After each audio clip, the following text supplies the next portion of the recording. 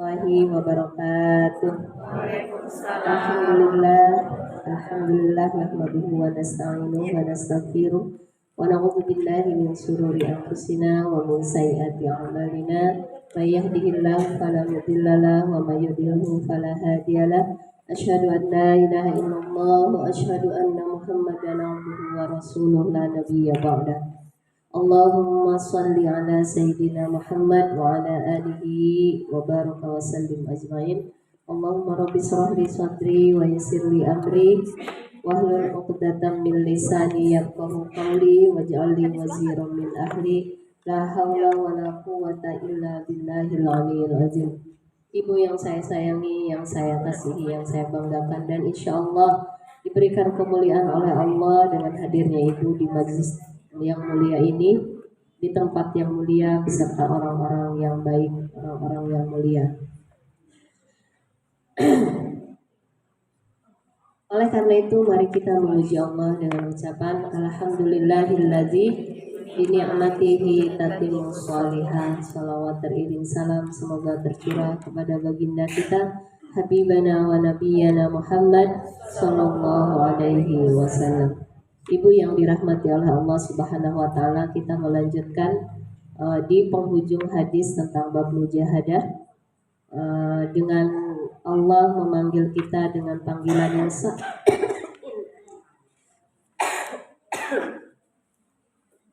masih float. Allah masih memanggil kita dengan panggilan yang sangat indah, dengan panggilan kasih sayangnya, ya.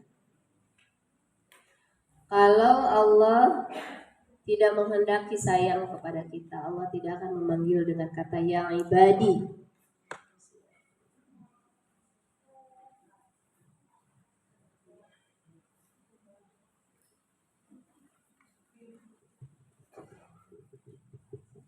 Karena kasih sayang Allah, kalau sudah disayang, itu tandanya kita sudah dikenal. Coba ya. Satu. Allah kenal Bu sama setiap makhluknya, tapi belum tentu makhluk itu kenal dengan Allah. Belum tentu makhluk itu dekat dengan Allah. Jadi yang dipanggil oleh Allah di sini ya ibadi, wahai hamba-hambaku. Artinya Allah mengenal dia dan si hamba juga sudah mengenal Allah. Karena kata Allah, awaluddin ma'rifatullah. Awal dari beragama seseorang adalah kenal kepada Allah. Beda kalau yang dipanggil orang kafir, bukan kafir. Dia bukan dipanggil ya ibadi. Nah, berarti saya yakin yang ada di sini semua adalah ya ibadi. Saya tidak akan menyampaikan ini kalau ibu bukan orang yang mukmin, yang yakin kepada Allah. Kita lanjut yang sebelumnya, bahwa Allah bilang ya ibadi, engkau adalah manusia yang banyak berbuat dosa, maka mohonkanlah ampun kepadaku. Dan ciri tanda orang yang diberi taufik oleh Allah, ciri tanda orang yang disayang oleh Allah, Allah beri kemampuan dia bisa dan selalu beristighfar mohon ampun kepadanya. Itu cirinya Bu. Kalau Allah ingin mengazab seseorang Bu, Allah bikin dia lupa untuk beristighfar kepadanya. Jadi orang kalau sudah disayang oleh Allah, mungkin istighfarnya sehari bisa banyak, bisa 100, bisa 200. Tapi kalau orang ingin diazab oleh Allah, lupa dia beristighfar Bu. Habis sholat aja udah sibuk, dia nggak zikir, nggak ingat Allah, apalagi di luar sholat. Tapi kalau orang di luar sholat udah biasa berzikir kepada Allah, beristighfar kepada Allah, atau zikir-zikir yang lain, yakin habis sholat apalagi gitu. Nah, tanda orang kata Ali bin Abi Thalib, Satu aja yang saya ingatkan yang kemarin sebelumnya itu ya Bu ya. Tanda orang yang akan diazab oleh Allah, dia malas untuk berzikir kepada Allah, apalagi mohon ampun di setiap waktu. Kan kita sudah menghitung kemarin ya Bu, setiap jam berapa kita beristighfar? Minimal 5, minimal itu Bu. Hitung dari mana kita? Dari Rasulullah, kata Rasulullah, wallahi demi Allah, sampai bersumpah Bu Rasulullah, dalam sehari semalam 24 jam, paling sedikit aku berzikir kepada Allah mohon ampun 100 kali. Dihitung oleh Umar, ketika dalam satu pertemuan itu mungkin ada 1-2 jam. Aku menghitung Rasulullah dikala ketidak berbicaranya gitu. Ketika dia diamnya, padahal Rasulullah pasti paling vokal ya. Itu 100 kali dalam 1 jam. Kata Umar bin Khattab, Astagfirullahaladzim, innaka antat tawwabur rahim. Aku hitung terus, berapa sih istighfar? Kata Rasulullah itu tuh yang 100 tuh paling sedikit tuh. Berarti bisa ribuan, bisa setiap nafas, kan kita nggak tahu. Nah, kalau kita ngambil paling sedikitnya Rasulullah 24 jam, dibagi 100 dibagi 24 berapa? Hampir 5 ya. Kita segitu nggak Bu? Paling sedikitnya gitu. Jangan-jangan enggak ya? Habis sholat doang, pilah ya sama dengan saya. Itu wajib ya. Tapi selain dari sholat, maksud saya begitu ya. Selain dari sholat, kalau sholat itu sudah pasti. Kita lanjut. Ya ibadi innama hiya a'malukum. Saya loncat yang jinnukum wa insukum. Kalau jin dan manusia bergabung beribadah kepada Allah, tidak akan menambah kemuliaan Allah. Kalau jin dan manusia bermaksiat kepada Allah, tidak akan mengurangi kehebatan Allah. Itu saya nggak terlalu jelaskan panjang lebar. Langsung ke ya ibadi innama hiya a'malukum. Sesungguhnya amal-amalmu uhsiha lakum. Aku perhitungkan. Summa uwaffikum. Kemudian aku akan balas kepadanya. Faman wajada khairan, barang siapa dia seorang hamba menemukan kebaikan kepada dirinya, faliyahmadillah, maka bersyukurlah, berucap alhamdulillah lah kepada Allah. Wa man wajada ghaira dzalik, dan barang siapa yang menemukan bahwa dirinya melakukan maksiat, bukan taat kepada Allah, dosa, fala yalumanna illa nafsah, maka jangan sekali-kali mencaci maki kecuali dirinya sendiri. Nanti akan saya jelaskan. Berat sekali saya ini buat diri saya ini Bu. Jadi kalau ada kebaikan datang menghampiri kita, puji Allah, itu taufik pertolongan dari. Kalau ada keburukan menghampiri diri kita, kesusahan, kesengsaraan, jangan sekali-kali mencaci kecuali, kata Allah. Kecuali siapa? Diri kita sendiri. Kita suka kebalik ya. Kalau lagi ada masalah yang buruk, nyalahin orang. Kata Allah, fala yalumanna illa nafsah. Jangan sekali-kali nuduh, nyalahin, apalagi sampai berprasangka buruk kepada Allah. Berprasangka buruk kepada manusia pun tidak boleh, kata Allah. Jangan sekali-kali engkau mencaci kecuali kepada dirimu sendiri. Kita ya sedikit-sedikit. Ya ibadi innama hiya a'malukum uhsiha. Wahai hambaku, sesungguhnya amalmu itu, perbuatanmu itu akan diperhitungkan. Kenapa di sini Allah mengatakan wahai hambaku sesungguhnya amalmu? Apa yang kita lakukan, apa yang terjadi pada diri kita, sebetulnya itu adalah ujian. Ujian Bu. Kadang yang menghampiri kita itu suatu kebaikan ya Bu ya, satu kesenangan, nikmat. Kadang-kadang suatu yang tidak menyenangkan, menyedihkan, kehilangan seseorang yang kita cintai dan sebagainya. Kata Allah bukan itu esensinya.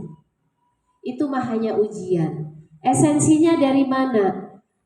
Esensinya adalah bagaimana engkau mensikapi dari kebaikan atau keburukan tadi. Yang aku nilai adalah siapa yang terbaik. Siapa yang terbaik? Yang mampu mensikapinya. Ketika dia dihadirkan suatu ujian, namanya hidup kan Bu ya. Allazi khalaqal mauta wal hayata liyabluwakum ayyukum ahsanu amala. Dalam surat Al-Mulk ayat 2. Aku ciptakan kesedihan, aku ciptakan keindahan, dinamika kehidupan. Ada siang, ada malam. Itu mencerminkan ada yang menyenangkan, ada yang menyedihkan. Ada kecukupan, ada kekurangan. Itu mah biasa kata Allah. Yang aku akan uji itu ujian, yang aku akan nilai allazi khalaqal mauta wal hayata liyabluwakum. Liyabluwakum itu adalah ujian untuk menguji amal kamu. Ahsanu, bukan aksaru Bu di situ ayat itu. Yang kalau aksaru nanti orang kaya bilang begini, saya yang paling banyak infaknya, itu baru aksaru. Kata orang yang kuat, yang rajin ibadahnya, saya yang paling banyak sholat sunnahnya. Kata yang ahli puasa, saya yang paling hebat puasanya. Kata yang ahli ilmu, saya yang paling cerdas, saya yang paling pintar. Kata Allah, aku menguji kalian dengan dikasih kemampuan kaya, dikasih kemampuan rajin ibadah, dikasih kemampuan punya ilmu, dikasih kemampuan jasadnya bagus.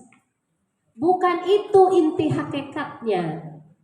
Kalau begitu yang aku uji pasti aku minta yang terbanyak. Tapi bukan yang terbanyak kata Allah di dalam hidup kita ini, tapi yang terbaik. Ahsanu. Ahsanu itu artinya Hasan. Hasan itu lahir dari jiwa, dari kolbu. Siapa yang terbaik perjuangannya untuk melakukan amal ibadah dipersembahkan kepada. Tidak bisa kita mempersembahkan Bu amal kita. Kita tidak bisa Bu ibadah itu diterima oleh Allah kalau hati kita bercabang. Saya mau sholat supaya apa? Saya mah rajin sholat sunnah itu biar rizkinya lancar, biar anak-anak ini, biar jabatannya ini. Allahnya hanya sedikit. Kata Allah padahal ahsanu amala. Allah akan ganti Bu, Allah akan kasih pahala amal yang dia lakukan, tapi tidak ahsan. Kenapa? Karena dia terlalu banyak bercabang. Jadi ibadahnya itu lebih banyak menginginkan makhluk, kekayaan makhluk bukan? Makhluk. Iya, sanjungan pujian manusia, makhluk pengen jabatan, Makhluk. Orang yang beribadah sungguh-sungguh, dia rajin baca abe kemudian dapat hadiah itu, emang Allah akan kasih Bu. Tapi kata Allah dia bercabang, tidak ahsan. Yang ahsan itu ketika dia berusaha berbuat baik, sholatnya khusyuk. Siapa sholatnya paling khusyuk? Ini yang paling ahsan. Siapa yang infaknya hanya mengharapkan ridho Allah, ini yang ahsan. Siapa yang sholat sunnahnya, mau duhanya, mau tahajudnya, hanya menginginkan kedekatan kepada Allah. Dia menginginkan kedekatan kepada Allah, kemudian dia berdoa, ya Allah semoga setelah lebih kuat ahsannya kepada Allah, Kemudian ya Allah berikan keturunan-keturunanku anak-anak yang soleh, soleha, rizki yang halal semuanya. Kan ada aturan-aturannya. Tapi Allahnya dulu yang dijangkau. Itu namanya ahsan. Sedangkan kebanyakan manusia bukan Allahnya dulu yang dijangkau. Karena kebanyakan orang awam. Awam itu keimanannya kayak seperti jual beli. Kalau dia ada untungnya menghasilkan, baru dia akan rajin.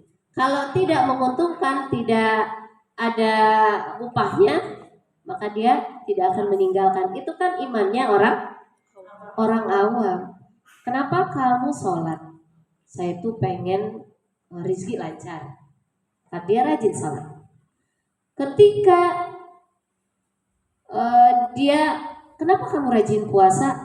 Saya pengen dapat segera ini A, B, C, D. Tapi bukan ke Allah. Ketika tidak dapat itu, dia akan menyalahkan orang lain atau menyalahkan Allah. Kenapa ya? Saya itu kan orangnya baik. Saya itu kan udah rajin deh. Kayaknya saya tidak berbuat jahat, tidak maksiat. Tapi kenapa Allah ngasih saya begini? Berarti perlu dipertanyakan ibadahnya, belum ahsan. Kalau orang ibadahnya sudah ahsan, Bu. Mau dia dikasih kebaikankah oleh Allah, mau dia dikasih keburukankah oleh Allah, tetap dia persembahkan ibadahnya yang terbaik. Mau rizkinya berkurang, tetap dia ngaji.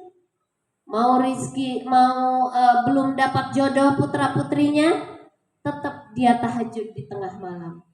Karena tujuannya ingin dekat kepada Allah. Kalau dia sudah ahsan, dia sudah mengerti kenapa belum dikasih itu sama Allah. Karena emang Allah belum mengizinkan, belum waktunya. Nanti kalau sudah waktunya, pasti endingnya akan bahagia. Kalau kita sudah ahsan, Bu, itu cirinya orang makrifat, Bu. Saya ridho, saya rela apapun yang akan diberikan oleh Allah. Maka perbuatan apa yang akan dia lakukan akan dipersembahkan kepada Allah yang terbaik. Tidak melihat untung ruginya ketika di dunia. Enggak, Bu. Nanti ada semacam suatu kebahagiaan yang akan menghampiri jiwa kolbunya. Setelah itu dia lapang aja. Mau rizkinya berkurang, mau rizkinya lagi banyak, sama aja nanti akhirnya. Mau dapat kenikmatankah, mau dapat kesusahankah, dia akan tetap lapang. Kalau dapat kenikmatan, lapang ya Bu ya. Tapi akhirnya tidak sombong, tidak lupa diri. Tapi kelihatan Bu kalau ketika susahnya tuh. Kalau orang ahsan itu. Nah di sini akan diuji oleh Allah. Ahsannya ini. Karena kata Allah di dalam surat Az-Zariyat itu surat 51 ayat 36. Wa ma khalaqtul jinna wal insa illa liya'budun. Az-Zariyat 51 ayat 56. Ini Az-Zariyat tuh.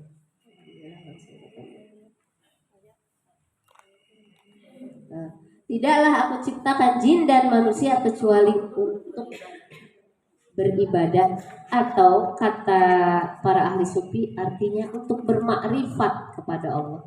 Jadi Bu, kalau kita sudah makrifat kepada Allah, tiba-tiba dikasih hal yang buruk sama yang memberikan itu, karena kita sudah kenal sama dia, kita tidak marah Bu. Seperti tiba-tiba saya nyenggol Bu Alis gitu ya di belakang. Bu Alis nggak tahu ada saya di belakang. Kalau Bu Alis kenal saya, melotot kali, sembarangan, mana itu mata kamu segala macam lah, kesel gitu, sakit hati. Kalau kenal, pas dia mau marah kenal, Bu Pila, marah nggak Bu? Nggak marah karena nggak mungkin Bu Pila nyenggol sengaja, pasti nggak sengaja. Kalau manusia. Sekarang kalau kita kenal sama Allah, tiba-tiba dikurangi rezeki kita, marah nggak? Emang ke Allahnya gak marah, ke suami ibu marah, sama aja. Suami itu kan ditakdirkan Allah sebagai jalan. Ketika rizkinya berkurang, kita nggak bakalan langsung marah. Oh, ini sudah ditakdirkan seperti ini, aku harus ridho. Tiba-tiba suami sewot sama kita, popolotot lah ya.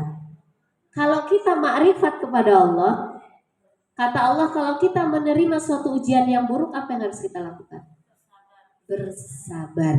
Kalau orang sabar, biasanya Bu, nadanya tinggi apa rendah? Rendah.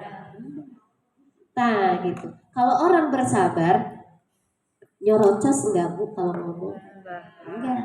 Kalau orang sabar, cirinya banyak orang sabar itu Bu. Nah kalau masih popolotot, masih nyerocos, berarti belum sabar, belum banyak. Nah, yang akan diuji oleh Allah, kamu itu akan aku uji dengan kebaikan dan keburukan. Kalau diuji dengan keburukan, sabar enggak kamu? Sedangkan tujuan hidup kamu adalah wa ma khalaqtul jinna wal insa illa liya'budun, untuk bermakrifat kepada Allah. Saya pengen mengganti, memberikan istilah ulama tasawuf dengan liya'rifu, mengenal Allah. Jadi kalau kita mengenal Allah, apapun yang terjadi pada diri kita, kita akan merasakan kebahagiaan, ketenangan. Walaupun itu ujiannya berat, walaupun itu menyakitkan. Itu orang udah ma'rifat. Nah, ini yang akan dinilai oleh Allah. Jadi semuanya tentang ujian, tentang amal. Apakah kita akan bersyukur atau bersabar? Menurut Ibnu Rajab, begini Bu, kalau orang sudah ma'rifat kepada Allah ya, dengan apa yang dihadirkan oleh Allah, famayyaman, itu dalam surat Al-Zilzalah ayat 7 sama 8. Tafsir Ibnu Rajab, beliau mengatakan, amal sekecil apapun yang kalian lakukan akan Allah perhitungkan. Sebiji jarah ya, akan Allah perhitungkan. Ibu, kalau kita memahami, mendalami ayat ini, mungkin kita tidak akan berani berbuat maksiat. Mungkin kita tidak akan berani Bu. Kenapa? Akan Allah perhitungkan sedetil apapun yang kalian lakukan. Jadi kalau Allah memperhitungkan sedetil apapun yang kita lakukan, kalau kita berbuat buruk, man amila sholihan, maka Allah akan balas dia asrun amsaliha. Allah akan balas kamu paling sedikit 10 kali lipat. Itu paling sedikit. Sampai ila sabai mi'ati dhi'fin, sampai 700 kali lipat. Itu sampai di sini belum selesai Bu, ada komanya di Al-Qur'an itu. Wallahu yudha'ifu liman yasha. Allah akan melipat gandakan lagi yang 700 tadi bagi siapa saja yang Allah kehendaki. Siapakah yang Allah akan berikan berlapis-lapis 700 kali lipat, berlapis-lapis lagi? Maksud para ulama dalam tafsir Ibnu Katsir dikatakan adalah sebatas mana keikhlasan orang itu dalam mensikapi ujian-ujian Allah. Semakin dia ikhlas, semakin dia ridho, bukan 700 kali lagi Bu, digantinya oleh Allah. Tidak terbatas. Innama yuwaffas sabiruna ajrahum inda rabbihim bighairi hisab. Balasan orang sabar itu tidak terbatas. Kalau tadi kan dibilang kalau pahala itu minimal 10 ya Bu ya. Coba pakai matematik Bu kita sekarang. Hitung-hitungan aja nggak apa-apa sama Allah. Tapi kita cari hitung-hitungan yang tidak ada batasnya. 10. Terus kata Allah, aku akan lipatkan sampai 700 kali lipat. Tapi kalau kita sampai ke derajat ridho, ikhlas, mau dikasih dijotorin kayak apa juga ikhlas ya Allah. Anak bikin nyusahin, ikhlas, ridho. Suami nyebelin, ridho.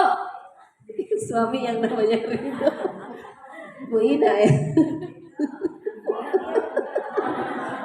Bu Ina nggak. Pokoknya ridho aja dengan apa yang dikasih Allah, ibu itu balasannya lebih dari 700 kali lipat. Akan berlipat terus. Kenapa? Ayat yang selain itu, yang ayat yang lain, innama yuwaffas sabiruna ya. Allah akan memberikan ganjaran yang tidak terhingga, yang tidak terbatas bagi orang-orang yang sabar. Sabar itu orang ikhlas, Bu. Bu Alis diomel-omelin sama temennya. Bu Alis nggak marah. Kok nggak marah ya? Kenapa? Culun? Apa-apalah gitu. Bukan. Karena Bu Alis ikhlas bahwa ketika ada cacian makian, sesuatu yang tidak baik, itu sesuatu yang dikehendaki oleh Allah. Kan Allah yang menghadirkan itu. Kalau saya balik mencaci, apa bedanya saya dengan dia? Sama aja kan? Saya ingin kemuliaan dari Allah. Saya ikhlas dicaci ya Allah. Kenapa? Ibu mau tahu, ada orang tidak beramal tapi amalnya luar biasa banyak. Ada Bu? Ada yang tahu? Hah? Betul kata Bu, orang sabar yang ikhlas. Orang sabar itu Bu, sabar ya. Salatnya hanya salat fardu aja, puasanya hanya puasa wajib aja. Terus tidak banyak amal-amal perbuatan sunnah-sunnahnya. Enggak Bu. Ketika datang di hadapan Allah dia melenghok. Melenghok apa? Kaget. Ya Allah, ini dari mana? Kok aku diangkat di surga Firdaus yang tertinggi? Ini contoh. Ini amal-amal apa? Kan setiap amal pasti ada ganjarannya. Dikasih A, dikasih B, dikasih C gitu. Ada yang ya di ujung rumahnya pojok nggak dapat apa-apa. Ya nggak rajin. Ini ada yang nggak rajin tapi dapat amal yang banyak. Kalau di dalam kitab Al-Hikam itu seperti itu Bu. Ibu mau tahu? Ibu mau? Iyalah. Kalau saya mah merasa gini Bu, saya mah nggak ahli ibadah. Saya mah amal ibadah ininya nggak banyak. Ya Allah, gimana ya Allah supaya aku tuh diterima dan dapat pahala, dapat karunia yang indah gitu di sisi Engkau. Kata Al-Hikam, maukah engkau Al-Hikam itu hikmah-hikmah ya, karya Ibnu Athaillah. Kalau engkau ingin dapat amalan pahala yang luar biasa banyak tanpa engkau susah payah beramal, kalau engkau dicaci, dimaki, dibicarakan orang, digibahin orang, engkau harus merasa senang. Kenapa? Kita diam-diam aja ngalir tuh pahala. Kayak orang masuk jalan tol, duit ngalir ke investornya kan? Ngalir tuh. Saya ingat Buya Hamka. Bukan Buya Hamka. Siapa? Yusuf Hamka. Saya katanya setelah jadi pengusaha, saya tidur aja ngalir duit. Saya bingung dari mana saya baca terusan artikelnya. Ternyata dari jadi pebisnis jalan tol. Itu saya belum bangun aja duit udah ngalir katanya ke tabungan saya. Apalagi kalau saya bergerak cari usaha lagi Bu. Kalau orang udah kaya udah nih gampang nyari duit ke kiri ke kanannya lagi katanya. Ini yang diem aja saya dapat ngalir. Nah bagaimana dengan kita? Tuh, kalau lagi digibahin orang nggak usah marah, diemin aja, dia yang rugi. Ibu mau dibalik sekarang? Mau dibalik Bu? Jangan Bu. Banyak pahala kita tiba-tiba di hadapan Allah habis. Kenapa? Setiap ketemu teman, ketemu saudara, ketemu adik kakak, ketemu siapa lagi? Habis pahalanya dikasihin ke saudara, ke suami, ke tetangga, ke teman. Kalau mau pahalamu habis dengan susah payah, gampang. Banyakin berbuat maksiat kepada orang lain. Nah itu kenapa kita nggak boleh ghibah. Dan kenapa kita disuruh sabar oleh Allah. Sabar itu buat kita. Nah, jadi ada yang perbuatan yang dilahirkan oleh manusia, ada perbuatan yang dihadirkan oleh Allah. Yang dilahirkan oleh manusia seperti caci maki, atau dari diri kita sendiri berbuat maksiat. Ada yang dilahirkan oleh Allah, tiba-tiba rizkinya berkurang. Tiba-tiba sesuatu yang tidak menyenangkan. Kata Allah, Allah wa ma zalamahumullah. Allah itu tidak Allah itu tidak menyakiti kita, Bu. Sekarang pertanyaannya, kenapa kita sering tersakiti? Kenapa kita sering pusing? Kenapa kita sering sedih? Kata Allah, aku tidak akan pernah menzolimi walaupun seujung titik. Kemudian kata Allah juga bilang di dalam hadis ini, hiya a'malukum uhsiha. Dia akan melihat amal-amal kamu dan aku akan memperhitungkannya. Kalau amalmu buruk, langsung aku akan balas. Tuh, kalau tiba-tiba kita sedih, karena siapa? Kalau kata Allah, kalau amalmu itu, perbuatanmu itu, aku akan perhitungkan. Artinya apa? Kalau baik, aku akan langsung balas dengan kebaikan di dunia maupun di akhirat. Kalau buruk, akan aku balas keburukan di dunia maupun di akhirat. Kalau ketika kita datang sedih, ketika kita datang sakit, ketika apa, itu sebabnya karena kita. Maka ketika saya dihadirkan oleh Allah, ya Allah, ini 2 minggu saya sakit, ini dosa-dosa saya.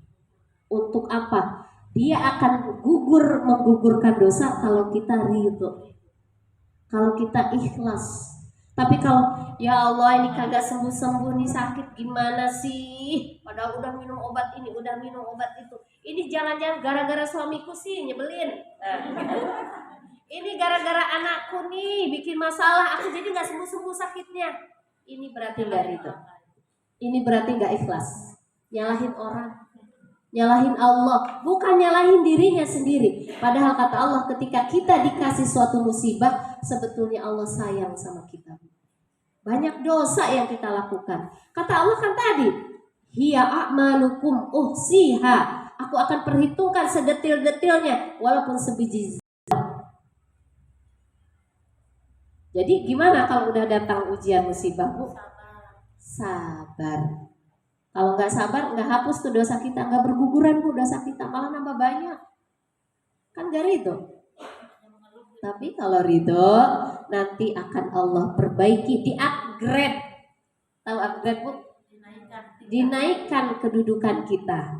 Dan saya yakin ketika kita dikasih ujian oleh Allah, baik sakit maupun kekurangan, kalau kita ridho, itu intinya ridho aja. Artinya kalau kita sabar, itu akan dinaikin kedudukannya.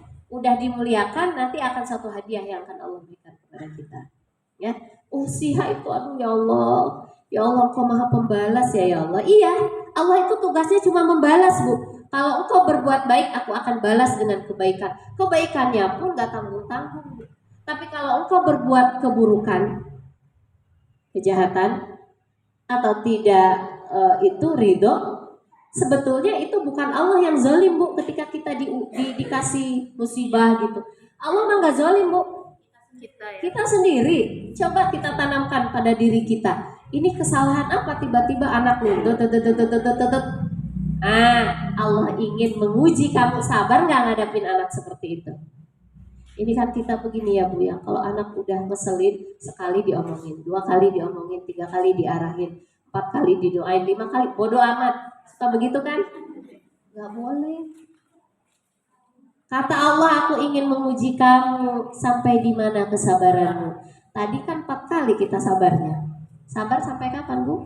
Ada batasnya. Kadang-kadang kita suka begitu dengan anak. Udah dibilangin berkali-kali nggak dengerin. Udah sekarang terserah kamu, bodoh amat. Gak boleh begitu. Enggak, berarti dia nggak sabar. Tetap didoakan, tetap lemah lembut. Nanti pada suatu saat akan ada hasilnya. ibu. Ini pengalaman saya. Sedang dihadapi, masya Allah berat emang ibu. Tapi ridho ya Allah, ini engkau pasti ada sesuatu yang berharga. Jadi kita tuh banyak istighfar bu. Jangan-jangan ini salah saya. Cuma kita nggak ngerti. Iya, kasih ujiannya lewat anak.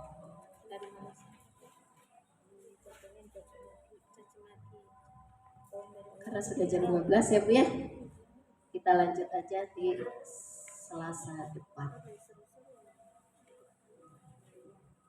Saya takut bu menyampaikan ayat ini kepada diri saya sendiri. Ya Allah, Engkau Maha Pembalas. Allah itu Maha Pembalas bu. Makanya setiap habis istighfar langsung saya bilang begini, karena ngerti diri saya ini pendosa ya, banyak salah, banyak lalainya gitu.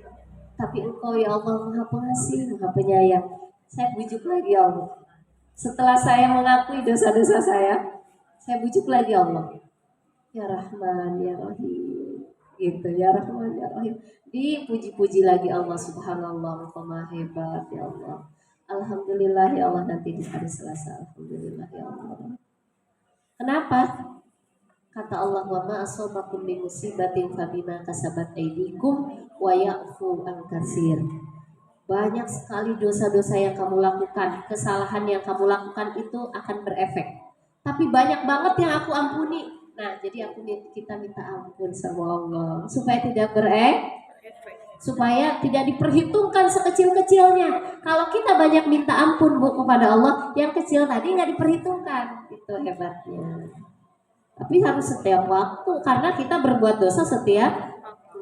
Bukan hanya habis sholat aja istighfar itu, harus setiap waktu bu. Karena kalau kita bertaubatnya istighfarnya habis sholat doang, ya bu, dosa itu seperti begini. Seperti ini ada aqua ya bu ya, banyak ini dosa kita. Kalau kita ngumpulin dulu dosa, kemudian kita sholat di suatu waktu di sebelah sini, kita lupa dengan dosa yang di sebelah sini karena tidak setiap waktu beristighfarnya, hanya ketika habis sholat yang kita ingatkan mungkin dosa yang sampai sebelah sini aja. Bagaimana dengan yang ini? Mungkin yang sebelah sini Allah ampuni, tapi yang sebelah sini akan jadi masalah. Kenapa? Lupa kita dengan dosa kita. Dan kata Allah, aku akan perhitungkan sedetil-detilnya. Jadi kalau beristighfar, berzikir kepada Allah, jangan habis sholat doang. Nggak cukup bu, dengan dosa yang sebejibun kita ini gitu. Jadi harus setiap waktu. Lagi duduk, lagi berbaring, lagi apa lagi? Jalan, berdiri. Alladzina yazkurunallaha qiyaman wa qu'udan wa 'ala dzunubihim. Jadi orang yang ulul albab itu ngerti bahwa dirinya pendosa. Itu ulul albab bu. Kalau bukan ulul albab enggak. Istighfar itu hanya sekedar ya pokoknya katanya kalau habis sholat baca istighfar aja, baca subhanallah, alhamdulillah, wala ilaha illallah, wallahu akbar 33. Tapi kagak ngerti untuk apa. Tapi kalau yang ulul albab lagi berbaring dia zikir, dia berpikir. Iya. Iya, ketika jalan dia pun berzikir, ingat Allah lagi. Siapa dirinya? Ketika duduk ingat Allah lagi. Siapa dirinya?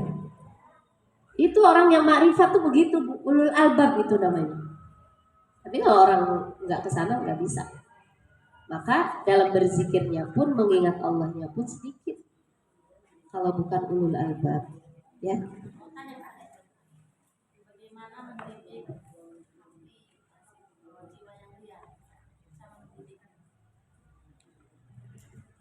Ibu pertama harus berilmu. Saya ini orangnya egois, cepat marah, atau saya ini kalau disuruh berinfak susah. Pokoknya jiwanya liar, tidak terkontrol, tamak.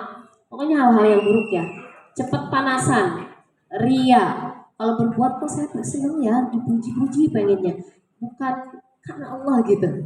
Tahu kita dengan diri kita, itu berarti ada kemauan untuk berubah ya. Pertama dia harus berilmu, ngaji Bu. Yang kedua dia harus dekat dengan Al-Quran. Karena Al-Quran adalah seperti air hujan yang menyirami tanaman. Tanaman kalau nggak dikasih air hujan kering. Seperti mesin, kalau nggak dikasih oli akan, dia harus dekat dengan Al-Quran. Dia harus banyak berzikir kepada Allah. Zikir, Al-Quran, ilmu. Coba itu. Kalau kita ngerasa, kayaknya kok saya kasar ya, keras ya, begini ya gitu. Banyak berzikir kepada Allah. Banyak dekat di Al-Quran. Kemudian harus belajar. Hanya dengan belajar, mindset seseorang yang rusak bisa terperbaiki. Kalau nggak belajar nggak bisa Bu, walaupun Ibu rajin baca Qurannya. Efeknya nggak banyak. Kenapa? Selama rajin. Kalaupun itu dia pahami. Kata Pak Kiai suruh baca Quran banyak-banyak, tapi nggak ngerti. Apa penyakitnya? Tapi kalau ngerti penyakitnya, kalau orang ngerti itu kan berilmu. Makanya sebodoh apapun itu ketika Rasulullah datang zaman Quraisy, itu kan zaman kegelapan Bu. Gelapnya luar biasa sampai orang tuh dibunuh. Kalau kita ibu nih mau melahirkan, udah disiapin lubang. Saking apanya? Saking jahilnya, saking gelapnya hatinya. Siapa yang mampu mengatasi itu? Rasulullah tidak nyuruh banyak zikir. Rasulullah pertama tidak nyuruh banyak sholat. Sholat mah udah lama itu, kewajiban sholat mah. Apa yang dirubah oleh Rasulullah di zaman jahiliyah itu? Mental, mindset, cara berpikir, pola pikir dengan diturunkan pertama ayat Iqra bismi rabbikal. Belajar kamu. Jadi untuk mengatasi orang bodoh, liarnya hati, belajar.